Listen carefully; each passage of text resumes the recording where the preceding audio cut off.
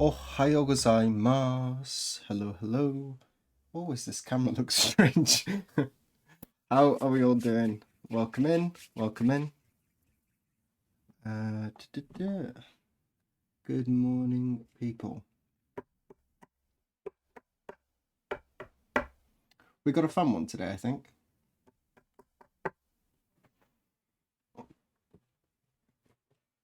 Let's get my stuff ready, start the timer. Tick, tick, tick.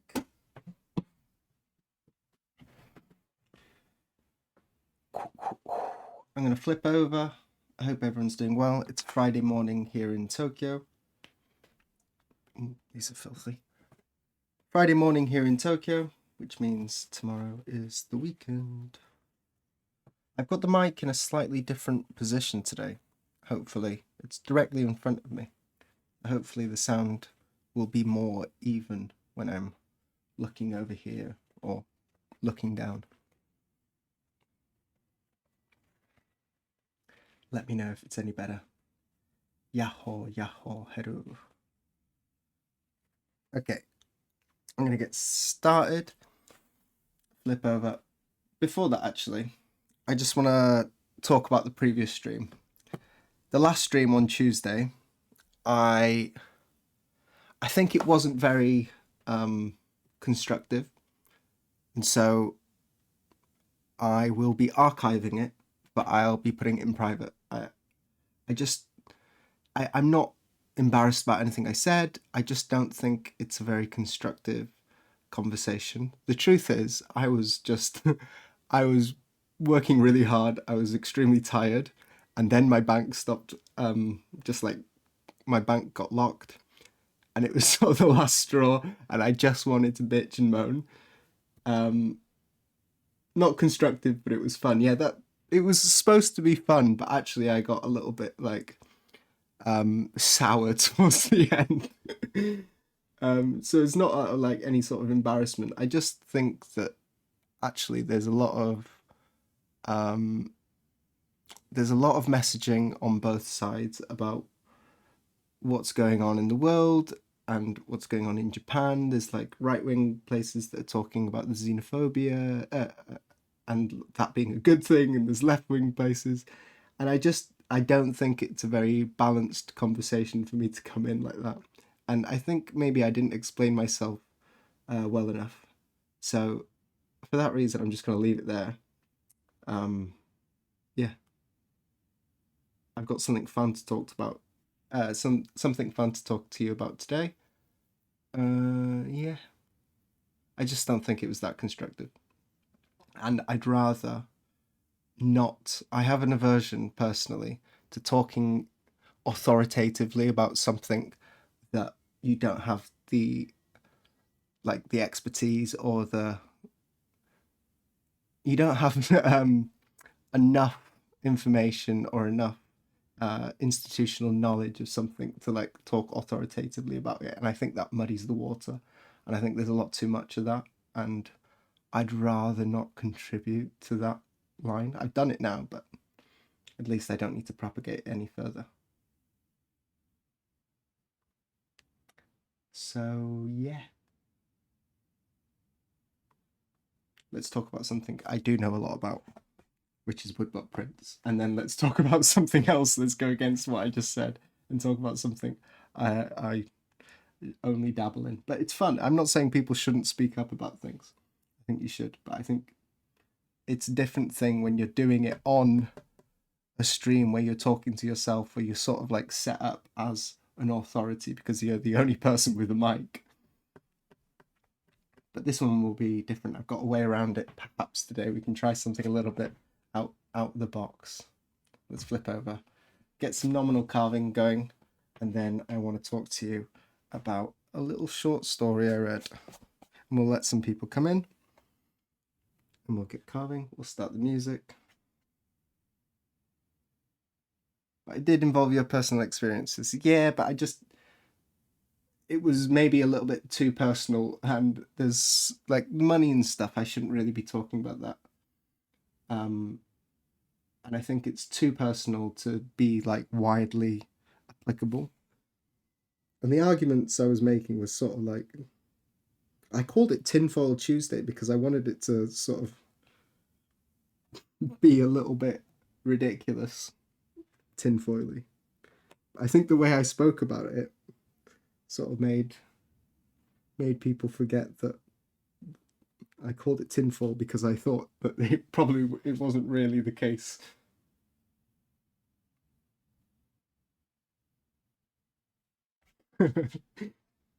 Forgot to read the story. You don't need to read the story. I'm going to give a recap of it. Like I said, the story's only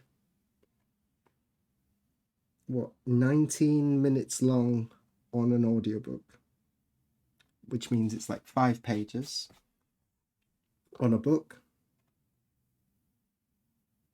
And a lot of that is just sort of set dressing. It's beautifully written set dressing, but it's fun. You could read it during your stream. I could, but I don't have the book. I only have the audiobook.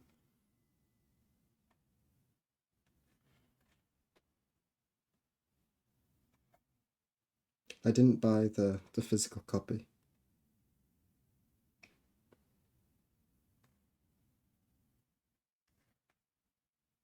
But I think I can summarize it well enough.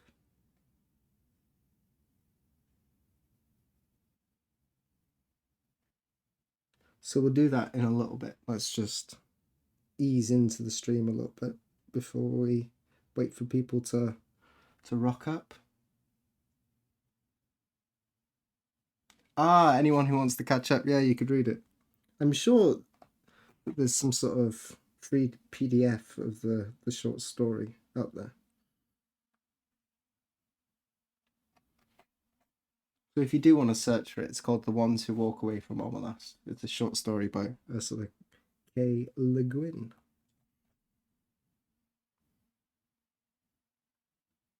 If you Google the name, the first thing that came up was a PDF. There you go.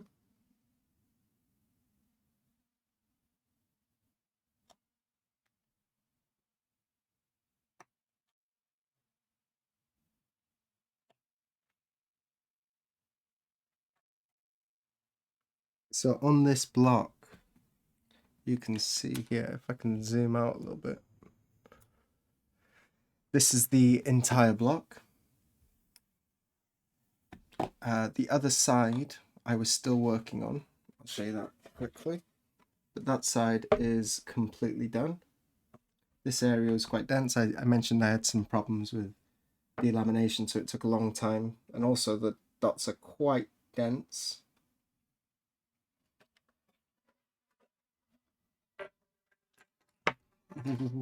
And yeah, how long have I got? Let's not think about how long I got. I've got to power through. I did like a section like this yesterday, from here to here, I guess. Maybe a bit of this as well.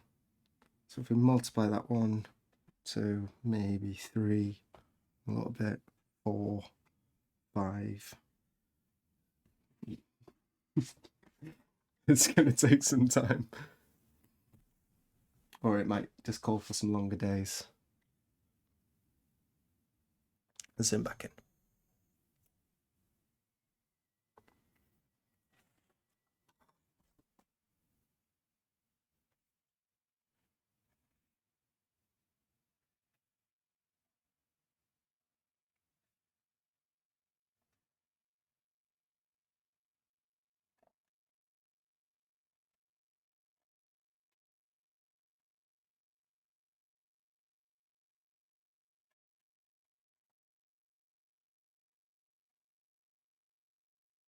What for is it? This is for a project that technically I guess I'm on an NDA and I can't disclose, I can't show you the final image. Usually I show a picture of the completed image I'm working on. This is a random color block for a large autumn scenic view, and that's about much as I can tell you.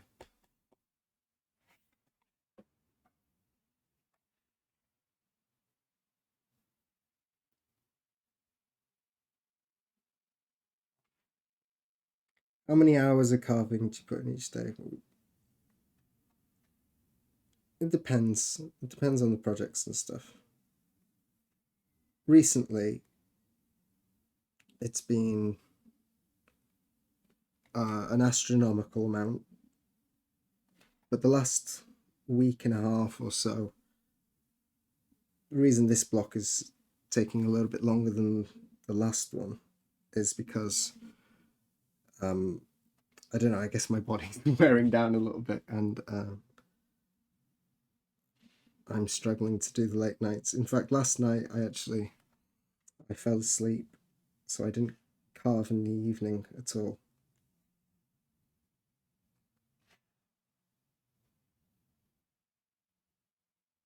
Well, yeah, I say evening. I didn't carve past 10. So I guess that's technically evening, but I didn't.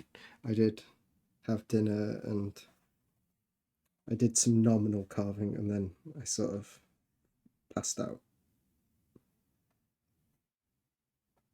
On bad days, it's like 18 plus hours, something around there. And on good days, I just do a 9 to 5.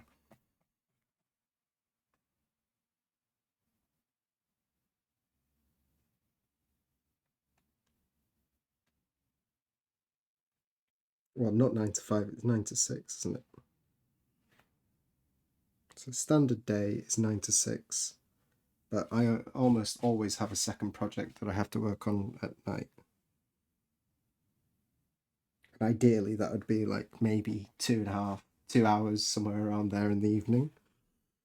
That would be comfortable. But it's sort of recently, because I've had these projects, it's been 2 8-hour shifts. Thank you so much, Willie. Wow, wow, wow. 7 months. Arigato. From the dot.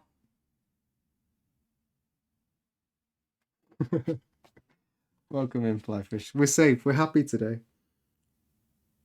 We are going to be positive from now on, because I found it rather cringy. I don't like just being negative. I like to be a little bit more Taoistic in my way of life. And I think that wasn't very Tao.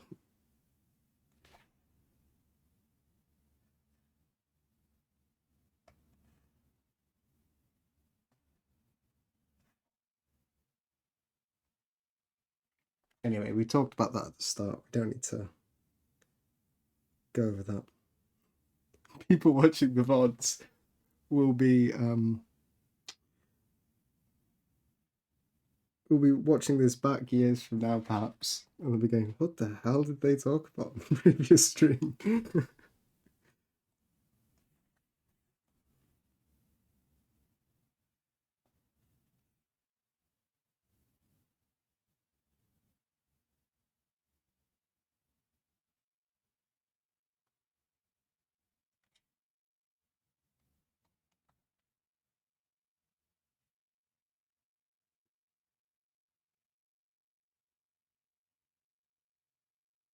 So a couple of students at the start of class, they came in and admitted that they hadn't done their homework. I take it everyone else's has been good little students, and you've all read your assignment. You've got your book report ready, right? There will be questions and presentations today, so just want to make sure everyone's ready. Koringami, arigato. Raid. How was your stream? Still working on the Zodiac cats? They'll lock you up if you don't rant every once in a while. Yeah, the internet sort of runs on negativity, so.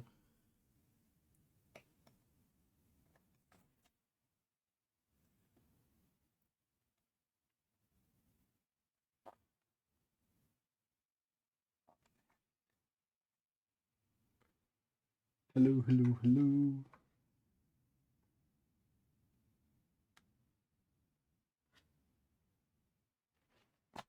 Thank you for the raid. Can someone do a shout out? Command SSO, I think. Command SS. Wait.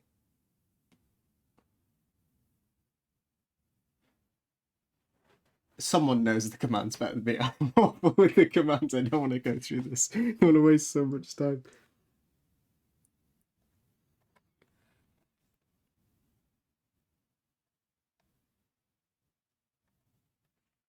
Koringami, feel free to do the command for yourself. You probably know it better than me. Hope you had a good stream anyway. Just a short one today.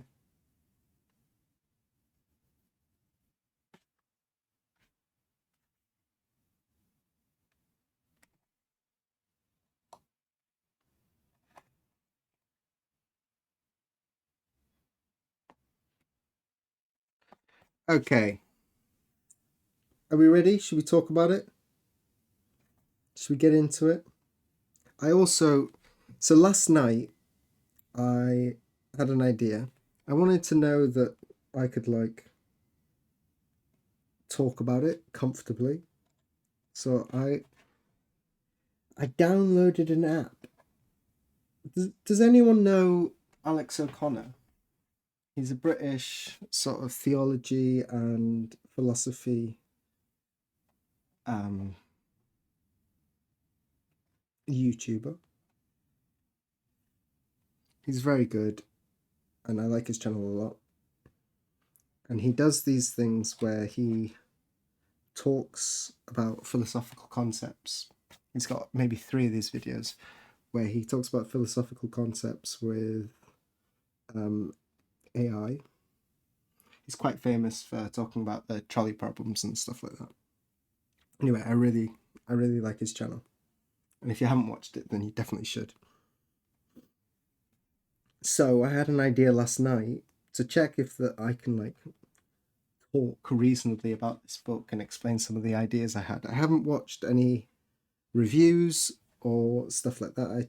I've tried to stay away from that type of stuff because I don't want to just be spouting other things people have said. I suspect that the things I will talk about will be probably quite universal ideas. There's not going to be much novel stuff, although I don't know. Maybe there is some novel stuff there. Because I haven't read other people's reviews on purpose.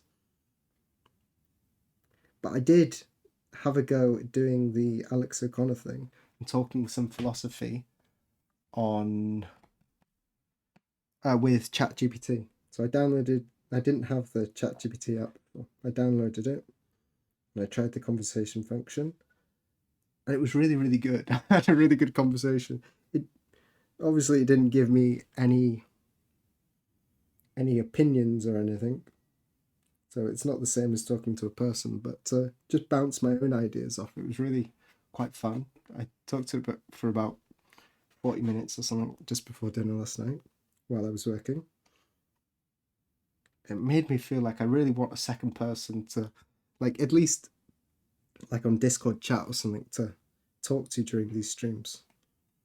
I'm much more eloquent and better in my thought and speech when I'm talking to someone rather than just like speaking into the void. So I imagine today, if I don't do that, that it won't be as good as the conversation I had about it last night, but sure, can't be helped. Welcome to streaming. Yeah. Anyway, I thought if you people were interested, maybe we could do a poll. Would you like me? I'm going to describe the story, give you an overview, a synopsis of it anyway. And then maybe I could have the conversation with ChatGPT on stream here. And when they start rambling and saying sycophantic things, I can just interrupt them and we can keep going. What do you think?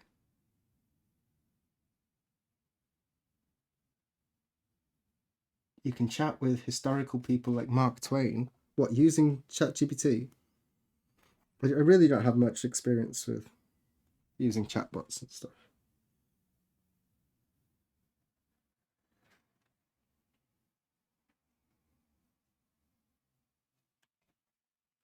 But what do you people think? Do you think I should just talk to you and try and read chat and keep up with chat, which I'm not great at?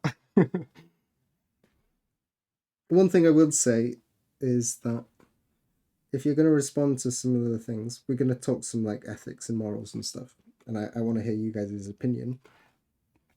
But try and keep your messages like concise. Maybe split up your conclusions or ideas about a certain question I ask. Anyway, waffle. Let me know in the chat. I'll just describe the story first. So, Ursula K. Le Guin, The Ones Who Walk Away from Omelas, is a short story, about 5 pages, and it's sort of more of an ethical dilemma, moral quandary than it is a story. Although it's written really beautiful, which I think is the reason it's lauded as such a good ethical dilemma. It's not just fact and then you think for yourself. It sort of leads you in slowly. It starts with descriptions of this utopia. And instead of outright saying, this is the world, this is the utopia, this is everyone's utopia, it sort of slows you in, eases you in by saying, like, perhaps it's like this town with trams going through, perhaps it's low fantasy or sort of sci-fi in nature. There's probably no car, she says, but and all this. She goes in and describes how the city is, but doesn't give any concrete or definite answers. A lot of it is left up for you to decide what you think the perfect utopia might be. And so if it's not a utopia, sort of the burden for it not living up to what you think a utopia is sort of on you. It's really quite good.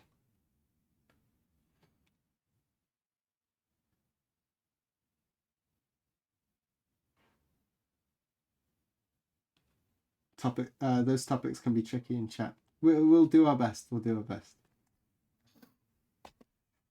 So yeah, and she also covers that things are, maybe this is difficult for you to wrap your head around, and maybe it sounds really boring because I'm describing this perfect utopia where everyone's happy. The people, you might think they're a bit dim. Maybe it's a bit too puritanical. So she says that doesn't necessarily mean that there's no drugs. It just means that in this society, where everyone's perfectly happy and content. They don't really need that, but there is a drug that's completely perfect. There's no side effects, negative side effects. There are definitely side effects, but it's non-addictive. It gives you these euphoric states and then these really pleasant visions and stuff, if that's the type of thing you're into. Sort of, if you're a person who enjoys graffiti and you imagine this perfect white city would be really boring, perhaps in your version of the city it's covered in graffiti. It's whatever you want it to be. So for the majority of the book, actually, majority of the 5 pages, she's sort of leading you down and talking about these different aspects of the city. Did it seem worthwhile to read? I haven't read. It's a question famous. Okay, you're talking about the famous people in chatbots. And then, after a little while of talking about the different aspects of the city and the people, that they're not these simplistic dim people. They're just very content. There's no government. There's no stock exchange. There's no monarch. And there's not really any laws, perhaps, because everyone is content to live in this peaceful way. Sounds a bit like the film Equilibrium. Equilibrium, isn't that the one with the ring in the sky? Is that the sci-fi one? Earth has been completely ruined. It's been a long time since I've seen it.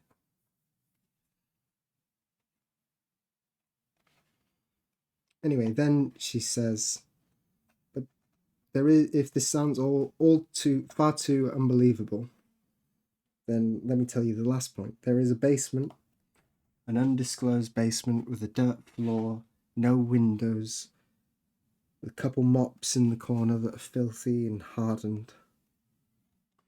And inside is a small child. Looks about 6 years old, but is actually somewhere around 10.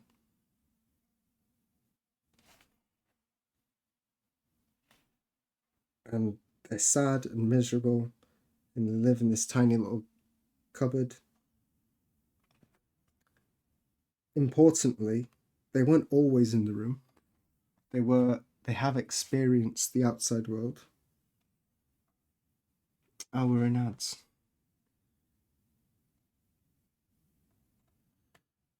Anyway, I just keep going. We haven't actually experienced the outside world.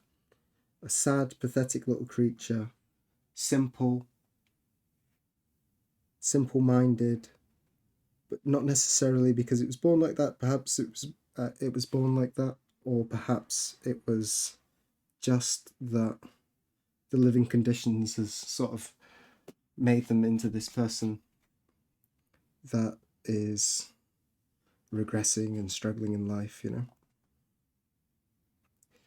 And the crux of the story is that the whole city, this utopia, the ability for artisans to do incredible work, the ability for people to live comfortably and for the crops not to fail, all of it, the whole system is built upon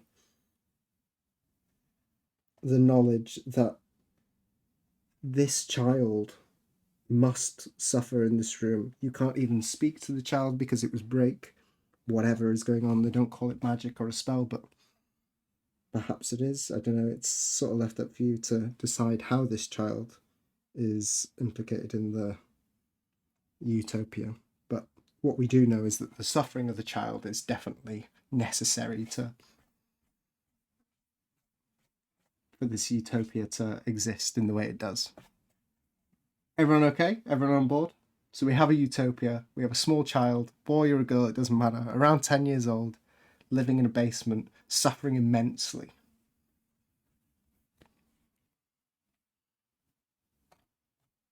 And the citizenship, they are not oblivious to this. When they're about, I think it's about 8 to 12, when they're old enough to sort of understand and comprehend what's going on,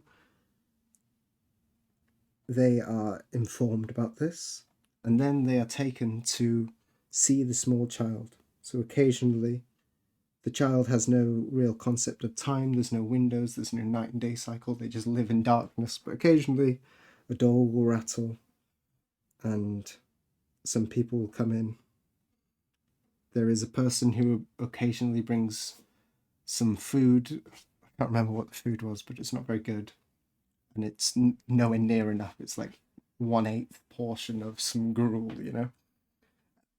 Perhaps they will come in, kick the child to make them stand up, and sometimes there'll be one or two people, or a small group standing in the door, unspeaking, just staring at the child. We're told that these children have sort of a whole range of visceral feelings about this. So I'm missing the point what you're asking for. I'm just describing the story yet. I haven't got to any questions yet. I'm just describing how the story goes. He's wishing us a Merry Christmas.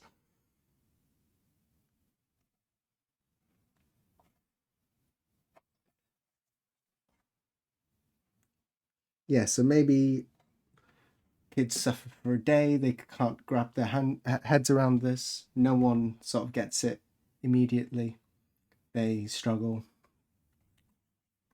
Some people struggle with it longer than others. Others get over it pretty quickly, it seems.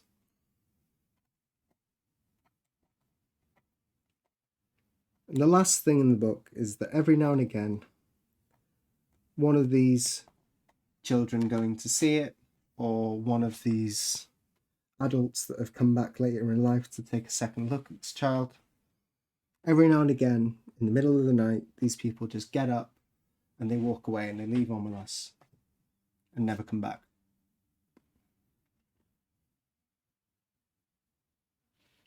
Okay, but why are you describing the story to us? What do you want? If you give me a second, I'll get to the questions. So I read this story and it poses an ethical dilemma. Like, what is the moral thing to do? Do you live in this city, you wake up and you're suddenly living in this utopia. It's the perfect utopia for you. How do you deal with this? Do you think it's okay for this one child to suffer? It brings up questions of the meaning of happiness. It makes us think about what the concept of a scapegoat. It asks you questions about justice, utilitarianism. Yeah, just straight off the bat, I've just described the story. Before I get into talking about anything, does anyone have any questions? Does anyone have any initial sort of really visceral feelings about it? When I first read this, I felt, well, I started thinking about it slowly. I didn't have an immediate, obviously, it's awful. But after a little bit of thinking about it, I got really quite sad. And I'll get to that point maybe a little bit later. What's the name of the story? It's called The Ones Who Walk Away from Omelas. He's trying to break our brains. I'm not trying to break your brains. It's fun to think about these moral quandaries. Is this an assumption that utopia can be maintained while allowing free will? I don't think it really talks much about free will. Well, I guess it does actually, because you have the choice to walk away, you have the choice to stay. I guess that sort of gets into the free will, but not in the way that we usually talk about free will and things being on a set course and you don't really make any decisions. I don't think it's that. It's asking us to make a decision. So I think that's actually opposed to the argument of free will. Are you saying the child's misery allows me to live in a utopia somehow? That's exactly it. Yeah. The utopic experience in this city is solely dependent, we're told, on the suffering of this child. And it sort of poses the question of, do you stay knowing this, or do you walk away? That's sort of the option we're given by the story. But for me, does it come with ice cream? Yes. It's a utopia. Anything you think that you would like in a utopia, that is what you got. It's all there. It's written into it. If so, the child can suffer.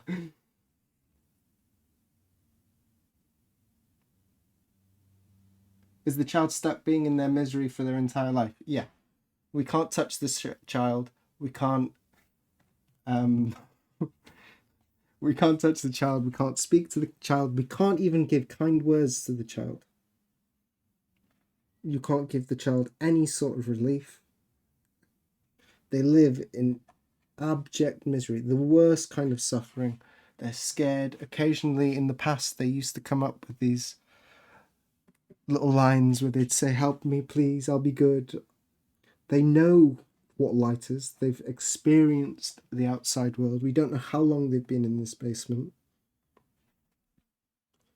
but they know that it's better than this. It's not just, it might be slightly less painful for the child if they'd never understood that there is a life outside of this situation.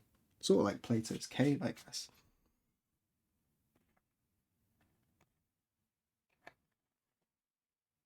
But yeah, maximal suffering for the child, for you all to live a peaceful and happy life, just in bliss. My first question about this was, okay, I'm not sure if, does it actually say that it's a utopia, or does it just describe a utopia? I think it does say that it's a utopia. And my first thing was, well, it can't be a utopia. It can't be a utopia if you live in the knowledge that someone is suffering so awfully at your expense. The anxiety and stress that that would cause you, the mental anguish, means that it's not a true utopia. And maybe the story is trying to say that there is no such thing as a true utopia. Thought the same, yeah.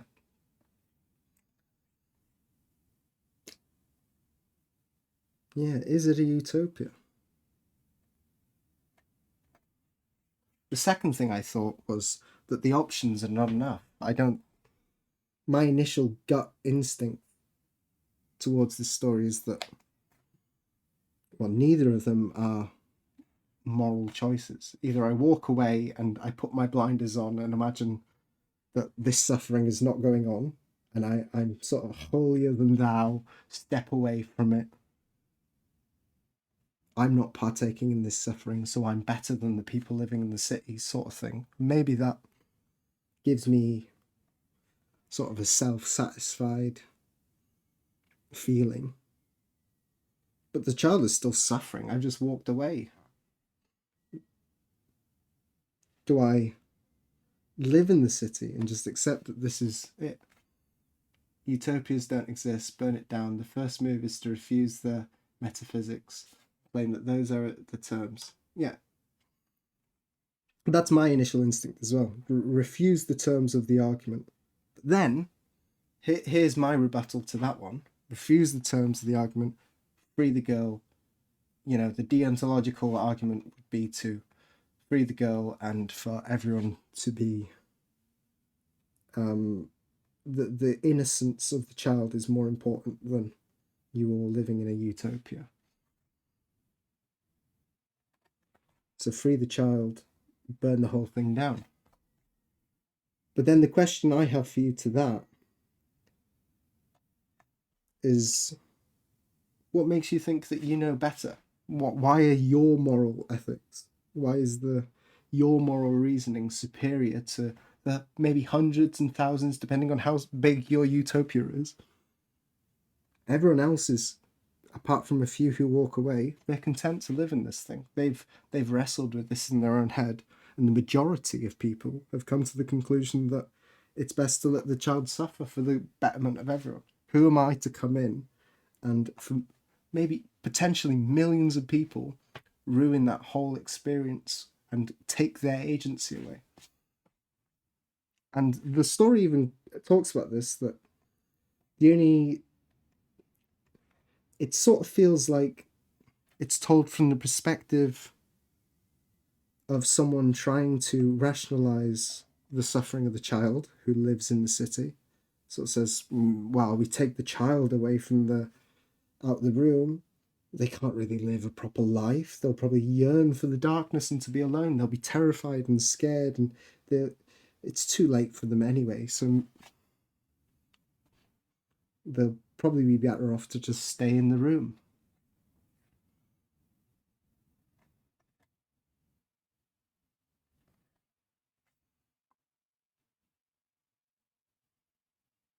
There are a few Star Trek episodes that pose very similar questions. I think there's a couple of other authors. Dostoevsky talks about it as well, I think.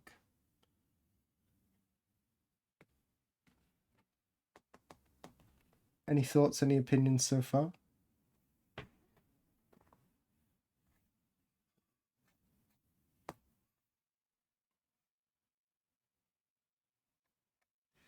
I'm not going to spend the whole stream on this. Just a little bit more.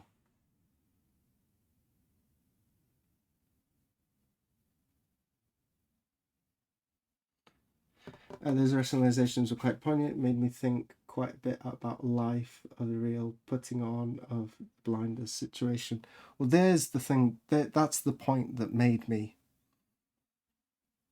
Can you take the child's place? That's a great suggestion. I didn't think of that.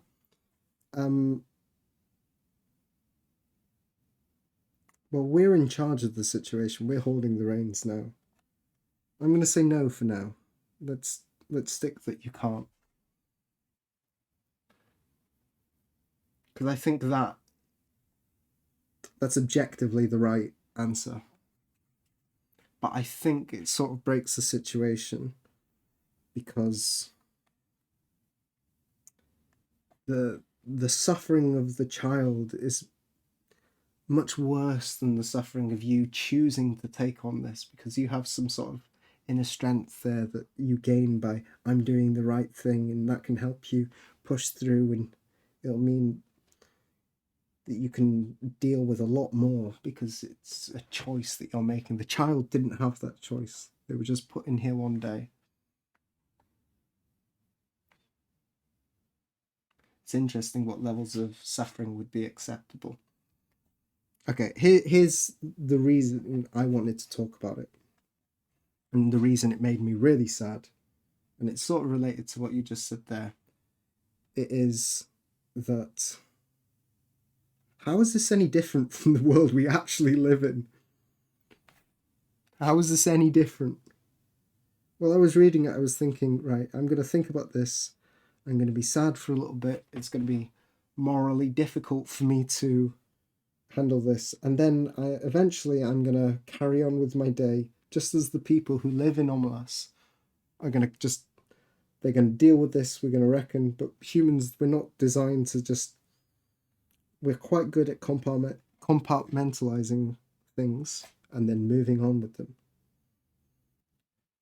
But I'm doing this work now. I'm reading the chat on an iPhone.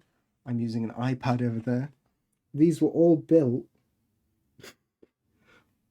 with the labor of people in probably quite poor conditions, not earning anywhere near the value they bring to it. And all over the world, there's suffering of people exploited by, various forces. We're not going to talk about that. We don't need to elaborate on what these forces are and how people are suffering. We all know that there's suffering in the world at the expense of innocent people. Maybe the suffering isn't as great as the child in the room. maybe everyone who is suffering in the real world is actually suffering a lot less. And it's much easier to ignore a diffuse suffering globally that we can't see, and we can easily put blinders on, or even if we're not putting blinders on, even if we're conscious about these things, it's really easy to overlook all the suffering that's going on in this world. This is an interesting moral dilemma because, everyone knows. Everyone who lives in that city is aware and knows just how awful that child has it. Which is worse, a diffuse lower level of suffering or an individual with all the suffering? Collectively, I'd assume that in Omelas, the actual sum total of all suffering is much less than in our world. And at what expense? We've got all this suffering in our world, collective suffering, but we don't even get a utopia out of it. Maybe they're right. Maybe this is an argument for, leave the child in the room. It feels abhorrent to say that, and obviously that isn't my point of view. Scale doesn't matter. Some wrongs are wrong in kind, not in degree. It's a very good point. The fact that we hope for change, that is unacceptable. This is similar to classic risk assessment. Even if the probability of some events is very small, but the consequences are horrific on a massive scale, then you should not engage in that action. The world works on the world works as on the whole. There is a whole hope and effort to make things better for overall for time. Jesus, why have I struggled so much to read that one? It's a good point, yeah. This person's not a utilitarian.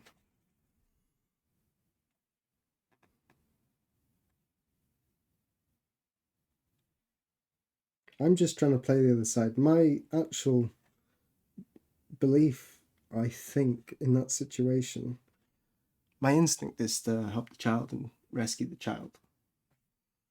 I don't think it's moral. I don't think you can call it moral to walk away. That's perhaps the more important point, is I don't think it's moral to walk away, because I feel like you're just burying your head in the sand. And the reason it made me sad is because it sort of shined a light on how I'm actually living. I don't think about these people suffering all day, every day. But I'd say the proximity to the atrocity and the scale do affect how easy it is for so many to ignore the atrocities. Yeah, absolutely. If burning it all down were as simple as rescuing a single child, I think more people would.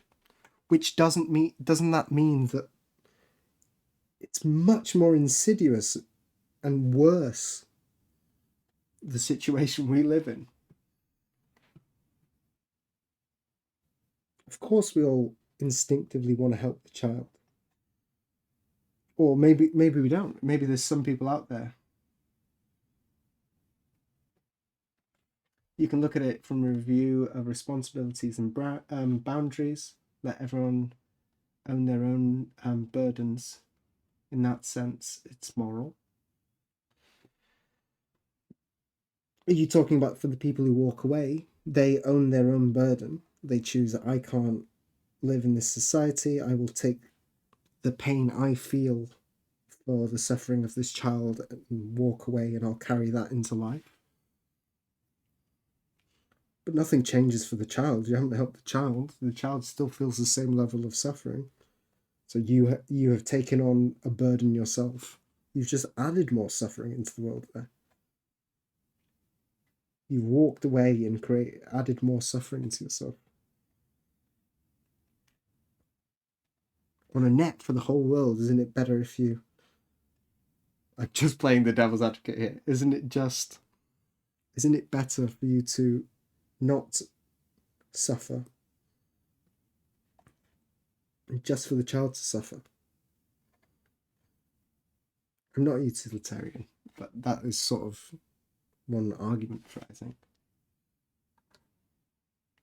In the context of rescuing the child and running away, does it matter how large the city is in that sense? Does the number of people that rescuing the child from and ruining the utopia, does the amount of people in that utopia change whether you save the child or not? And it's easy to sit here and say, yeah, of course, save the child, but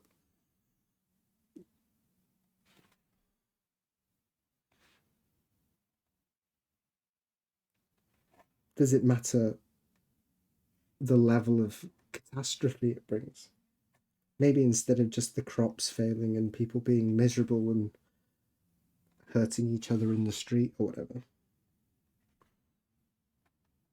maybe it's sort of a Doom of Valeria type thing and the whole city explodes with the child's taken out of the basement and everyone dies instantly. I don't know. There's so many different ways you can take this. Anyway, all this is to say I both enjoyed the story and quite viscerally didn't enjoy the experience of thinking about some of them. But it's been good. It's been a long while since I've... When you're tired, you don't really want to think about these stuff. And I've been working so much recently that I've just been putting on, mindless stuff. And it was good to sort of use my brain again and think about these things. I've had fun over the last week, sort of coming in and out. Although I did feel like during the middle of the week, I thought, oh, I should give that a second read. And I felt myself sort of, no, I don't need to deal with that today. let's have an easy day.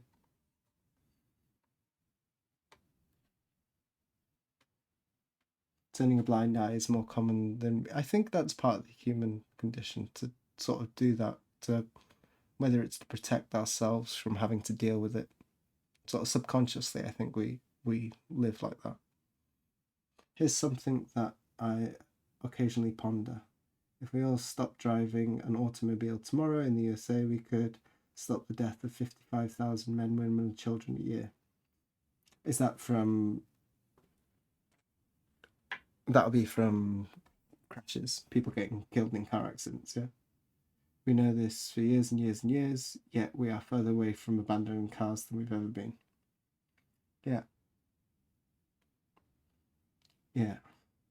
So in this situation, everyone who dies in car accidents is the child. Well, you can apply it to so many things. But that is a good point, yeah. So in every country that works, yeah. It escalates really quickly. I'm sure this type of discussion has made a lot of people shy away. I don't know how many people we've got watching now. How many we did before I started talking. But I've quite enjoyed this. I do have a lot of other avenues we can go down. I did write a couple notes. I put like martyrdom,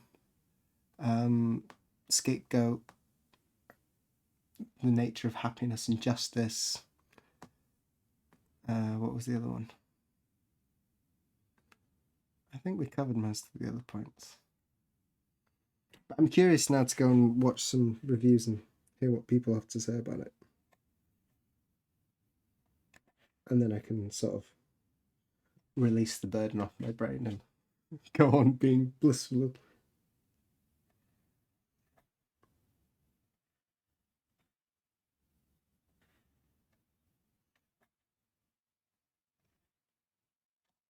In any case, the writing is very lovely.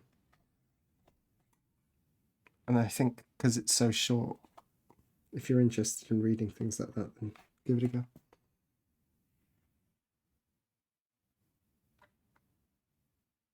The nature of happiness and justice, well, seems rather broad.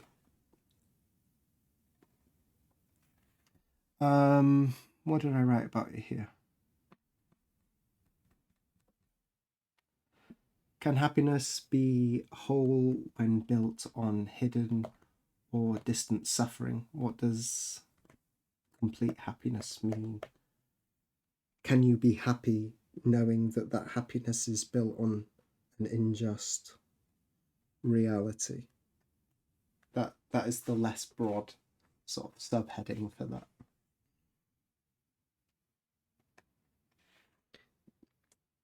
The reason I didn't talk about that as well is actually because there is a direct quote from the book about happiness. I can't remember it. I can't remember what the quote about happiness is. That's why I avoided that bullet point.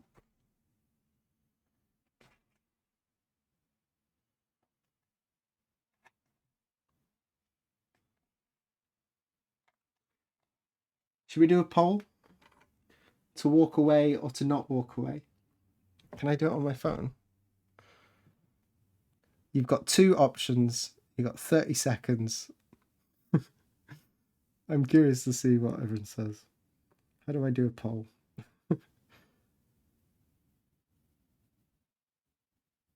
Slow mode, no. New poll. Question.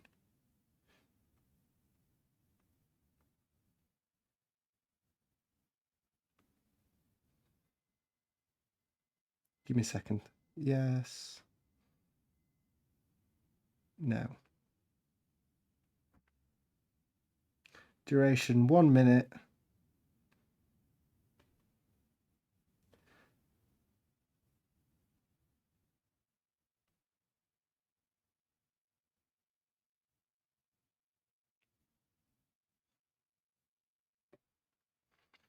Okay, this is the question. Do you walk away from Omelas? You have only the two options. You can't rescue the child. In rescuing the child, everyone dies along with you, so you'd never get to actually rescuing the child. Just the intention of going down to the basement and opening the door with the intention of rescuing the child, you die, and so does everything except the child. The child continues living and suffering in that room. So now, completely meaninglessly, they suffer. If you sacrifice one dot, will the other dots be more happy for the extra room? Should we try? This is something we can actually do. When I do ponder it, I tend to want to stop thinking. Okay, here's the poll.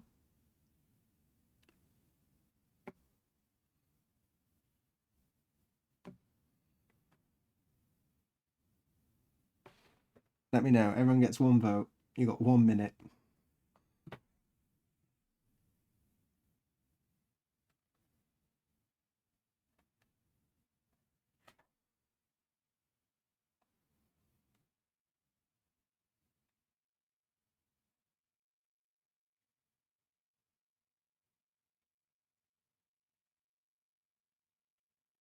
Also, I can't see your names in the poll, right? So don't worry about being selfish and saying I live there. There are plenty of just reasons. There are plenty of arguments you can make for staying there. What poll? Where? Should I increase the time?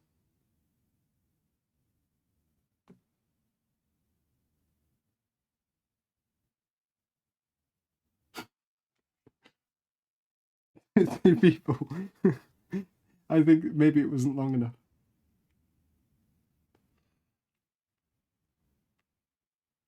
Let me just put it up there for a little bit longer.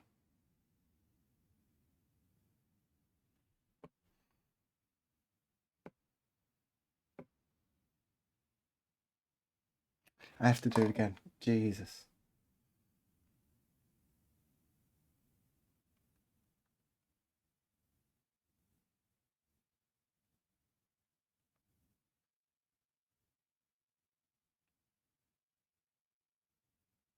Duration, I'll put it for 10 minutes and we can move on and talk about something else, and you can just think about it in the background.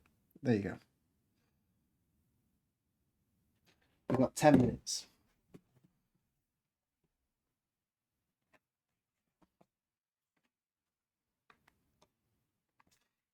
This weekend plans.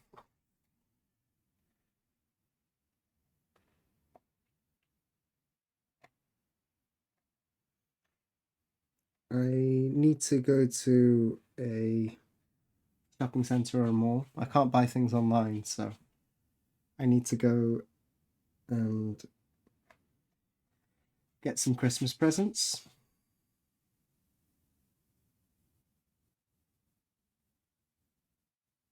To walk away is to walk away from the city and out over the mountains to leave it all behind. Correct.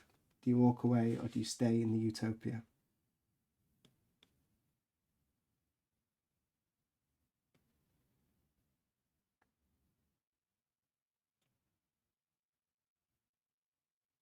Do not assume we all rotate around such things as polls on Twitch.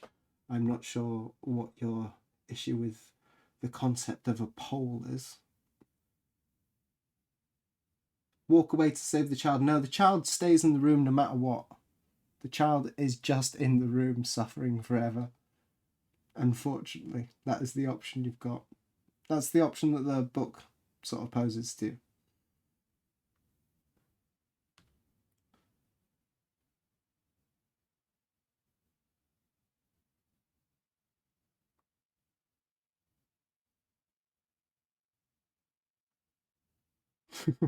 If that's the level of tech we're torturing you quick, it might not be worth it.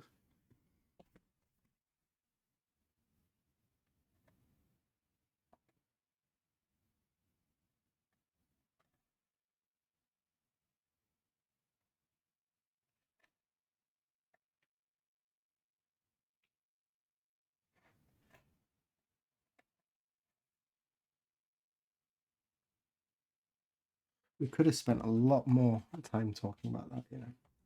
I could go on talking about that for a long time. I won't though. We'll move on to some other stuff. I've got to get a rice cooker this weekend. An exciting Christmas present.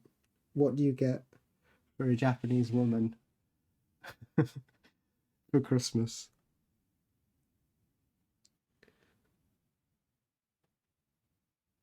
Apparently, a rice cooker is the correct answer.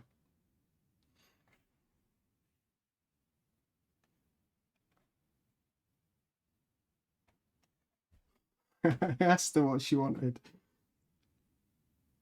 I think this year we're going to get each other practical gifts. I asked for some brushes, some contribution. I'm setting up a printing studio here, and so I asked her for a contribution to get some brushes or help me out with some pigments. And I asked her what she wanted, and she wants a new rice cooker.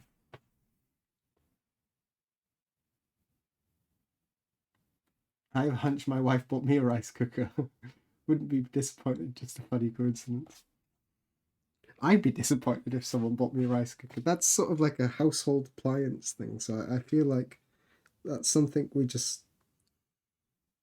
It's one of those purchases you make together, not because it's a fun purchase.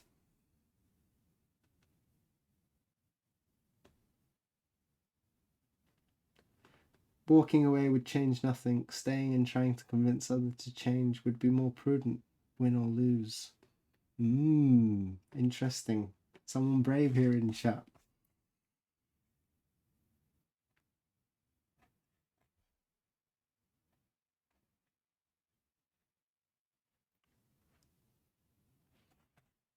What my question to you though on that is what change? Someone else has got it here. I voted on the assumption that it would be zero chance you'd be able to change the system. Changing the system destroys the system. So you can try and get people to change, get people to maybe think about it more often. You can stand in the street and proselytize about it every day. All you'd be doing is making people relive painful memories that perhaps they've somehow managed to scurry away in the back of their brain so it's not ruining their day to day. Perhaps by doing that, you inadvertently destroy the utopia that you've chosen to live in. Yeah, it's like a guy gets his wife a vacuum for her birthday and wonders why the marriage is trash. I got her a new vacuum. She's been asking for a new vacuum for ages. I got the nice one that she wanted as well. It's got a little happy face on it so she can be happy during the day while she's vacuuming.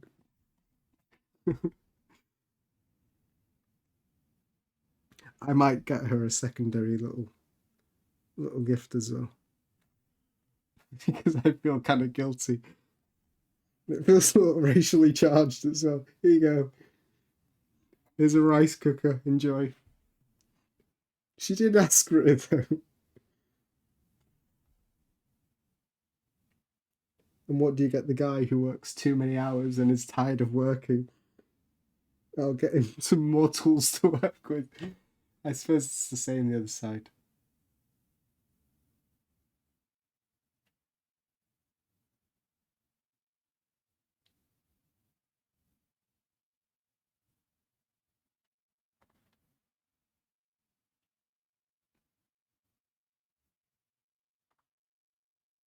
We want you to live and carve for many years. I'm gonna do it. I'm gonna do it. That's the plan.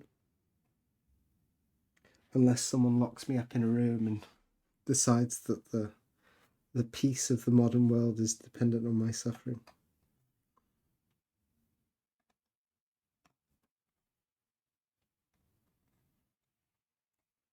There are so many little branch, like adjacent scenarios to this you could come up with. I did say we were going to move on from this. I'm good with locking Taryn in a room. Just make sure that there's an endless supply of wood, pigments, and paper.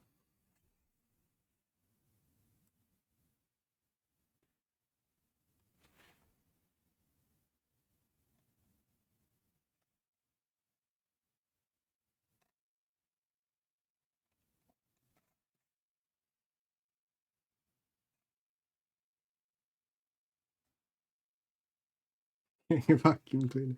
Yeah, that would be really funny. She's asked for a rice cooker. I've told her that it feels not very cool to get you a rice cooker for Christmas.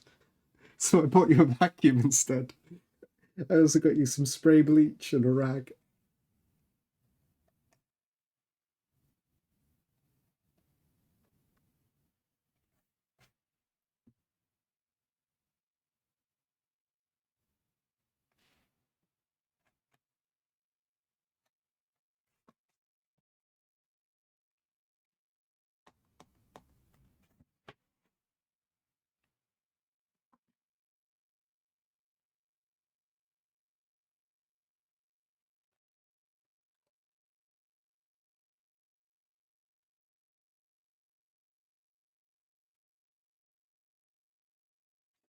I'll stream after Christmas.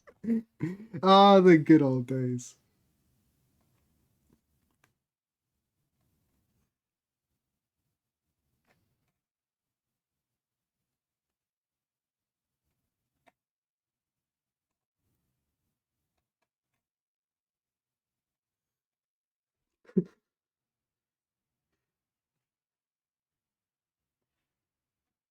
I just realised what you meant by that. I thought you meant that she would get a black eye on the stream because I was being like a guy from the 1940s or 50s or something. I thought you were suggesting that I would beat her up as well as an extra Christmas present. But you were actually saying that I would end up with a black eye after streaming on Christmas, right? I'm sorry, that's really poor of me. I see your point, but I got me a Japanese rice cooker some months ago, and it's been the best thing I've ever purchased, hands down. I don't think we're a good influence on Taryn. No. Both ways works. No, we don't condone that. We don't. I know she'll enjoy the rice cooker. She's just the reason it is because we used to have like bread for breakfast, toast, whatever. For years, she's had some sort of toast for breakfast. And she's recently just switched to having rice. And she says she feels fuller and she's enjoying it a lot more, having rice again for breakfast. And so she's in rice mode. She's eating a lot of rice recently.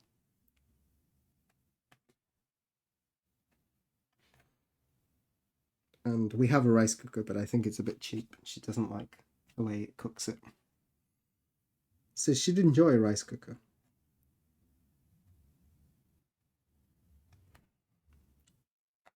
Just I wouldn't enjoy a rice cooker for Christmas.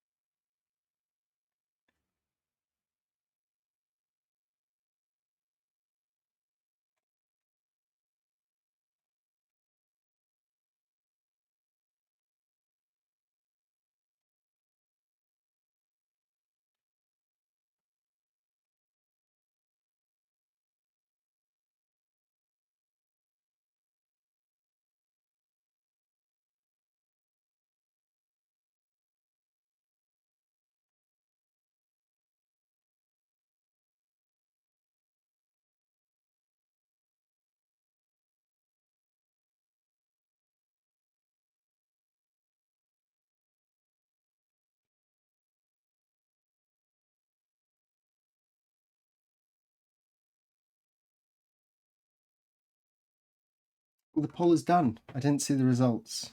I think I know what the results are.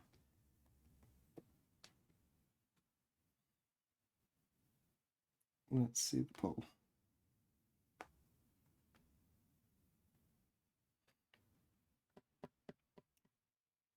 Walk away from Omelas.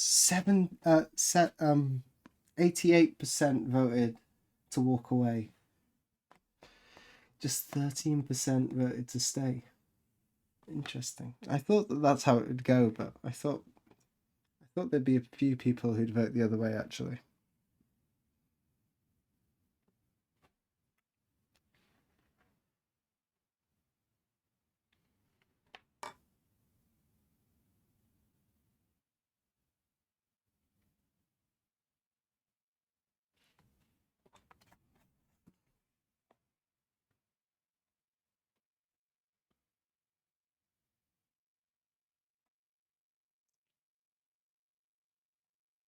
I need to make a post to my patrons that I don't think I'm going to be able to make. Usually I send out my New Year's package on the 3rd when the post office opens. And it takes up to 2 weeks, I guess, to get to most places in the world for my little Patreon packages. I send out the New Year's print, which is the Nausicaa one I'm working on, along with the newsletter and the stickers for this month, for this quarter.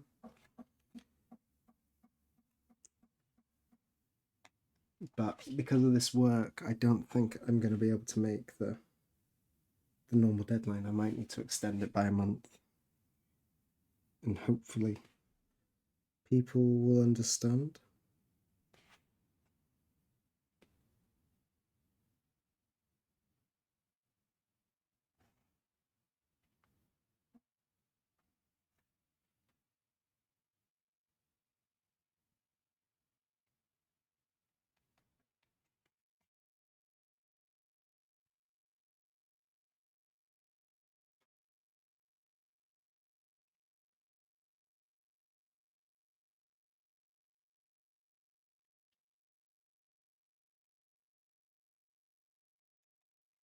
Gotta get my son a Christmas present as well.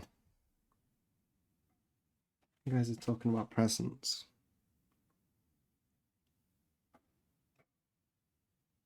What's a nice keepsake? Does anyone have any nice sort of things that they were given when they were very young? Aside from I know a few people who have like their old baby blanket and stuff from when they were very young.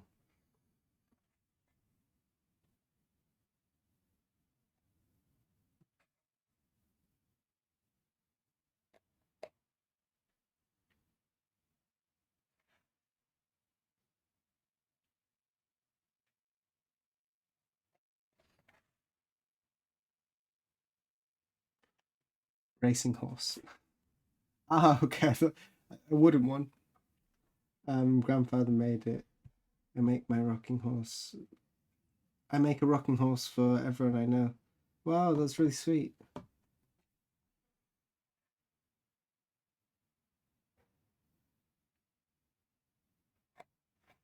I don't really have time. I have thought about a few things I could make for him. Obviously, he's got his climbing wall that I made him a little while ago. I was going to make him. Like, I like the idea of having a bunch of different sort of obstacle course obstacles that I could slowly build. So I can build like a little indoor obstacle course. I was thinking maybe you don't have them in America, but in UK schools we all always had these balance beams. It's kind of simple. It's just like two horizontal and then a really long vertical on top. A drum kit. We will not be buying him a drum kit. He does have a little tambourine that he likes to smash with these xylophone things, and that's loud enough. Sibling, no.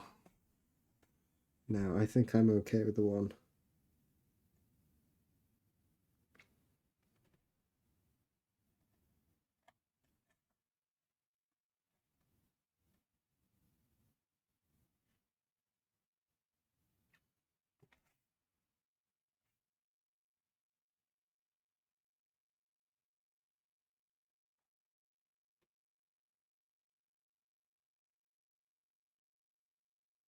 But I think a balance beam would be a good one. It's not really a thing, a memento that he'll hold forever, though.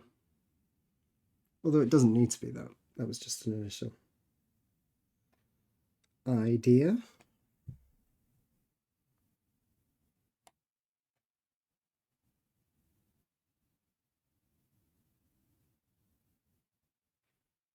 A drum kit, and I'll pinch into a fundraiser for this.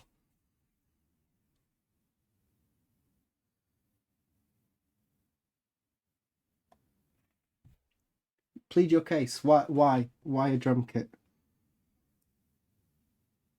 What is the goal of buying him a drum kit? Is it so he understands rhythm? Is it so that he can get him started on an instrument really early in life that he can get good at? Or is it just so that I don't get any more sleep, so that he wakes up in the middle of the night and starts banging on his drums? None of that. I know it's to make me suffer, isn't it?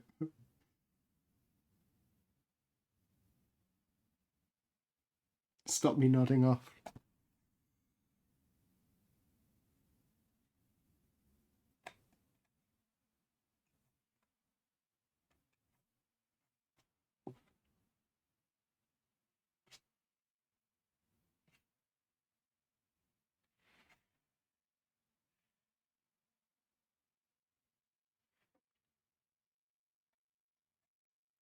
So we all think that I'm sleeping way too much, do we?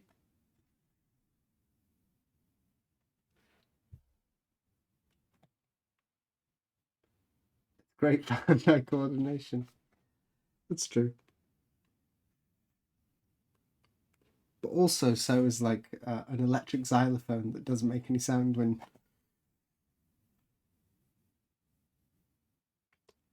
we're juggling. Puppy? No.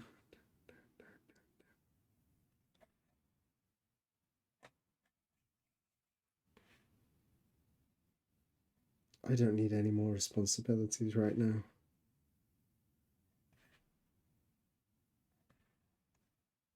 Although I do love dogs and I do miss my dogs.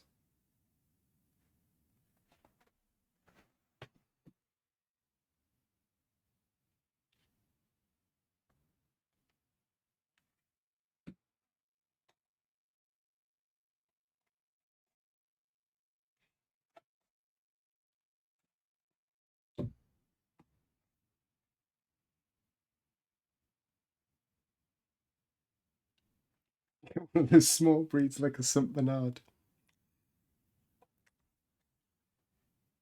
And ironically,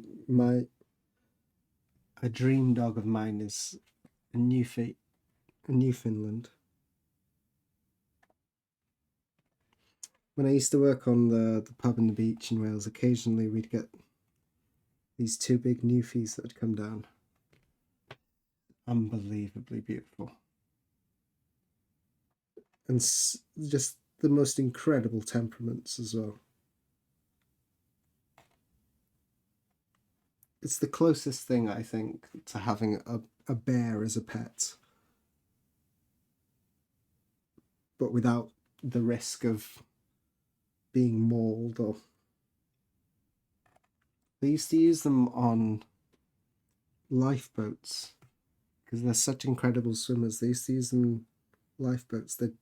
In storms, they'd send the dogs to jump into the water, swim out to the people.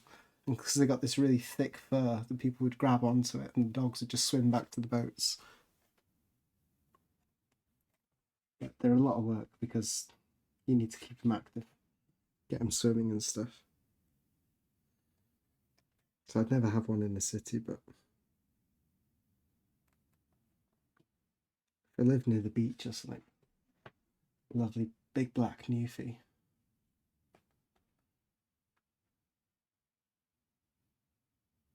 Border collies are good, yeah, but again, I think we always had sheepdogs growing up. We lived in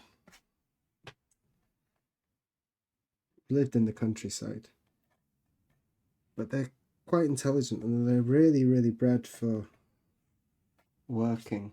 So if you're not like stimulating them, they get kind of mopey, I think, you know.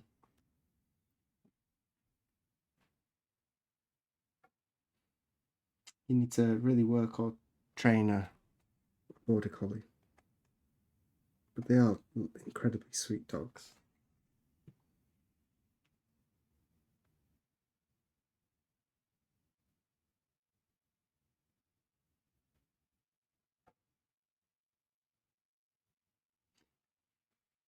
A Sheltie? Shelties? I don't know what that is. Never heard of that. Shell. Ah, okay, these ones. These are Shelties.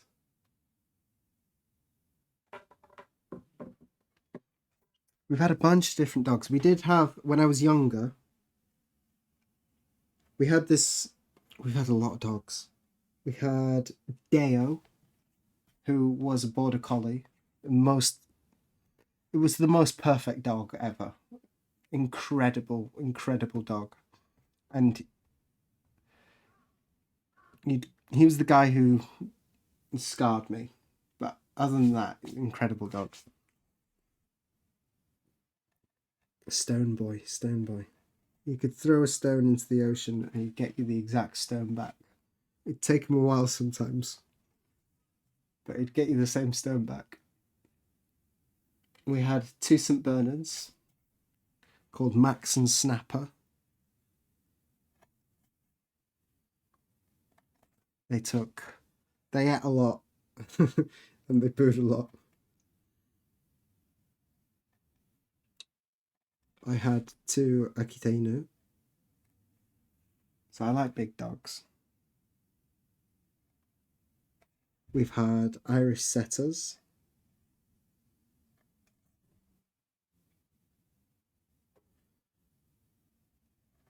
Irish setters are incredibly beautiful, but as puppies, they're wild. He used to tear up the garden.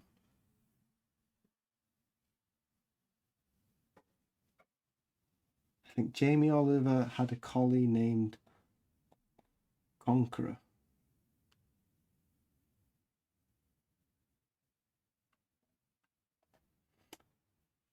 Common dog breeds in the UK are different from common dog breeds in North America. Well, I think like labs and stuff are the most common.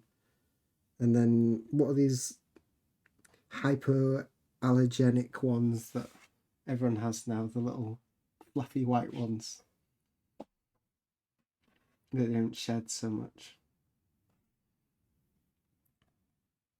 Traditionally, I think terriers and collies and bulldogs are quite common. And labs, obviously. Labs are all over the world. We had a lab as well, Beth. Lovely. We've had so many dogs, you know. There's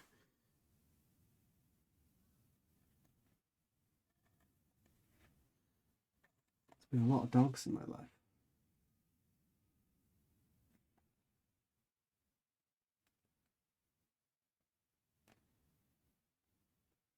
Yeah, people talk way too much about cats, you know. Dogs where it's at.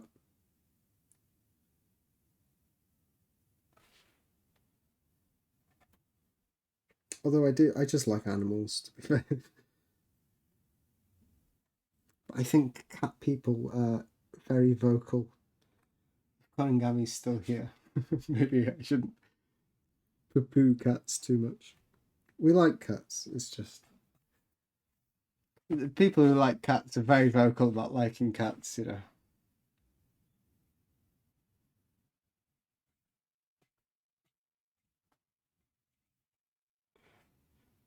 Perfect pet for Taryn is a Fakiraptor. I don't know what that is. Is that a dinosaur?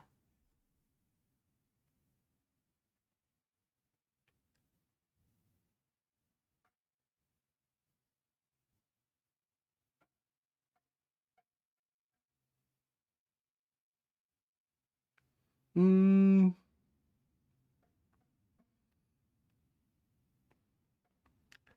I like them. I like them.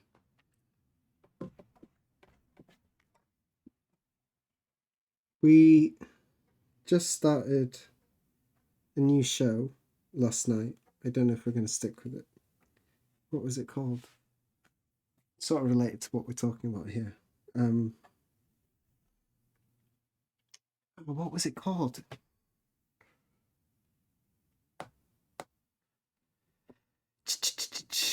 I can find it. I can find it. I can find it. Give me a second. Mm-mm-mm.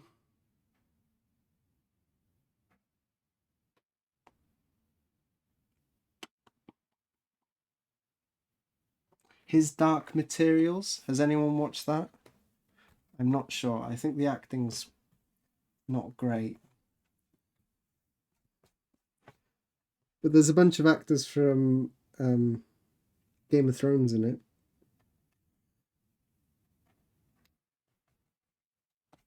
Mormont is there. I don't know the names of any of the actors. Only the. Is it a British show? I don't know. I think it's set in Britain, but I'm assuming that it's based on a book. I think. It's definitely set in Britain. And the guy who played. Was it? The guy who played young Dumbledore is one of the main actors. I'm not sure it's a very good show. I only watched like 20 minutes of the first episode. And there was a couple of people. The show was hosted by uh, Jude Law. Is it Jude Law? Maybe. Maybe that's him. Yeah. Yeah, Jude Law, isn't it? The show was hosted by Doc Martin Clues. The Office and the IT Crowd. What? There's some good British shows. Misfits, that was good. The IT Crowd is, and so is The Office.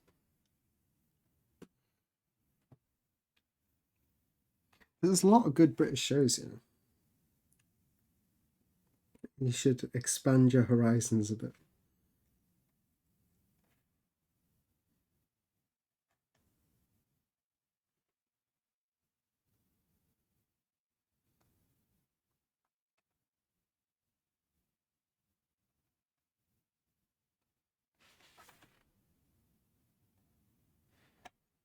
Anyway, in that show I just started watching, they have like these animal familiar things.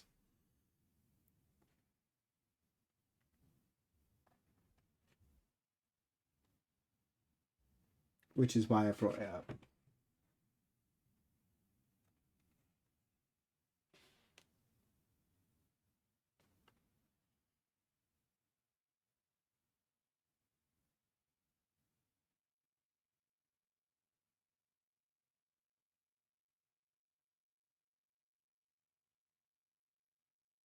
Mm-mm-mm.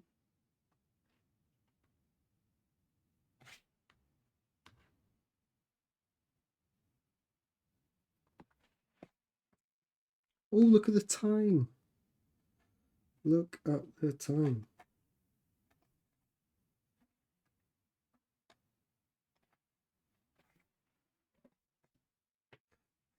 Wookiees. Is that because it's nearly over? A walk would be lovely. I need to move more. In the new year. In the new year.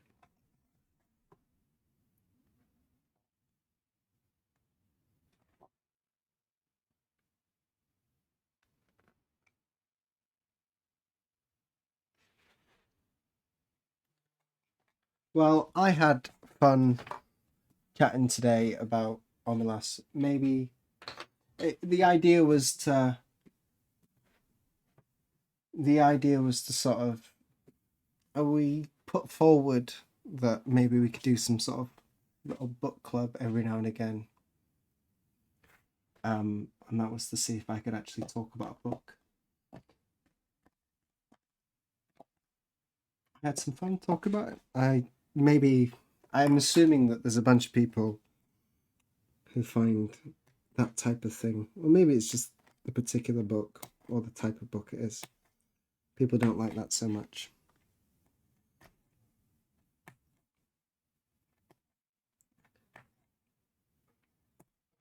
Feel free to give your opinions on this stream. If you don't want me to ever do this again, then we can put it in the bin. Serious book themed woodblock prints from your own workshop. An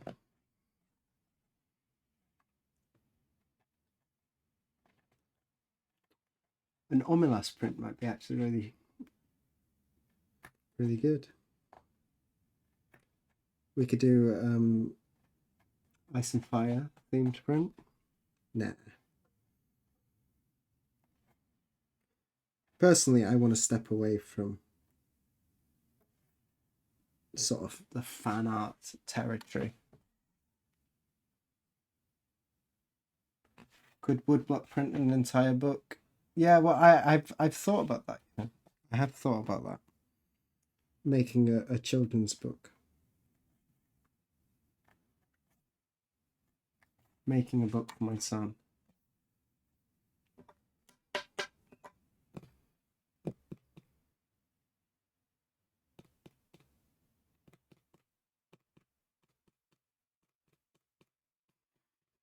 A woodblock printed Silmarillion book. The illustrated and printed Silmarillion.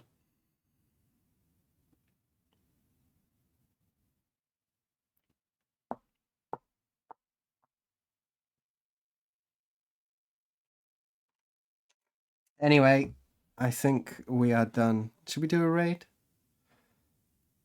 Let's see who's on. Should we do a raid?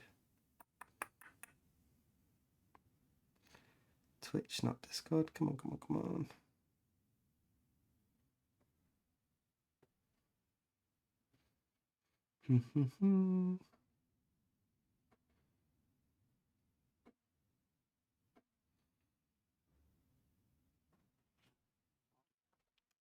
No, thank you for indulging me. I've enjoyed it. Would you like to see some sculpting,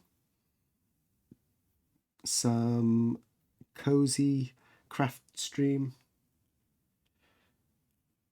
or should we just scroll randomly?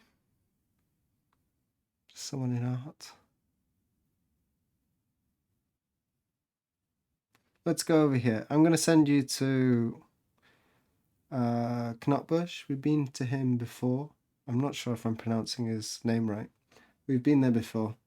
He's an incredible sculptor. I'm sure some of you are already watching his streams. Yeah, let him know that I can't really stop by. I gotta get some work done. So please be nice. Please comport yourself in a manner that befits this stream.